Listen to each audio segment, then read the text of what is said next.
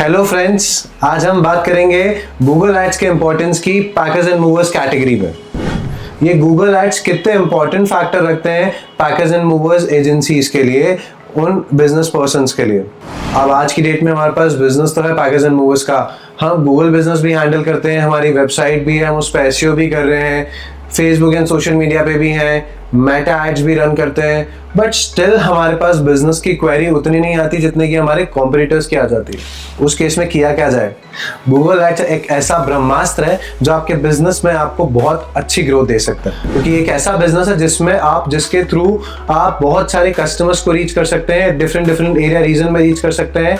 और Google ads का importance इसलिए है पैकेज एंड मूव्स में बिकॉज ये क्लाइंट्स सडनली रिक्वायर्ड करते हैं उस चीज को। बिकॉज मेटा एड्स में हम उन कस्टमर्स को रीच करते हैं जहां पे उनकी रिक्वायरमेंट नहीं है तो भी हम उनको एड्स दिख रहा है, पर जब गूगल सर्च पे जब कोई आता है तो ये डालता है packers and movers in any city in India, तो हम कैसे उस तक रीच करेंगे? जब गूगल पे जिसको नीड है, जैसे फॉर एग्जांपल आज मुझे नीड है, आज मुझे मेरा घर शिफ्ट करना है यहाँ से किसी दूसरी जगह पे, तो मैं जनरली डालूंगा moving company in specific city, for example moving company इन बैंगलोर। अब मुझे बैंगलोर मूव होना है, तो मैं सेम सिटी में भी मूव होना चाह रहा हूँ, तो मैं क्या डालूंगा? ये कीवर्ड डालूंगा, और ये कीवर्ड डालने के बाद जो रिजल्ट्स मेरे सामने आएंगे मैं उनमें से किसी एक को अप्रोच करूंगा और उनसे कांटेक्ट करूंगा कि हेलो सर, क्या आप अवेलेबल हैं?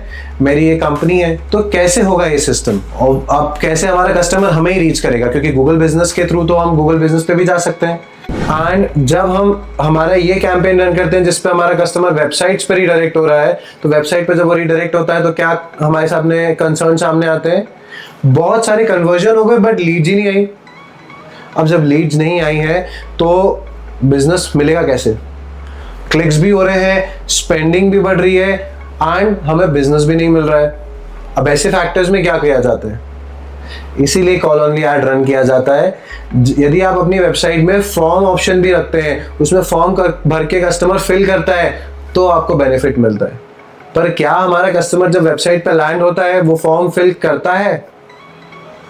यदि 10 वेबसाइट यूजर हमारे वेबसाइट में आए हैं और उन्होंने वहां पे आए हैं, तो 10 ने क्या फॉर्म फिल किया है? लेकिन क्लिक तो हो चुकी है। सो इससे अपनी स्पेंडिंग बढ़ गई पर लीड्स नहीं आई, and that's why I am saying call only ad is more profitable for your business. So packers and movers category में हमेशा कोशिश करें कि गूगल एड सर्विसेज का कॉल ओनली ऐड रन करें, जिससे आपको सबसे ज्यादा बेनिफिट मिले और कस्टमर डायरेक्टली आपके फोन पे रीच कर पाए एंड आप उसको अफोर्डेबल रेट्स पे अपनी अच्छी सर्विसेज दे पाए। Thank you.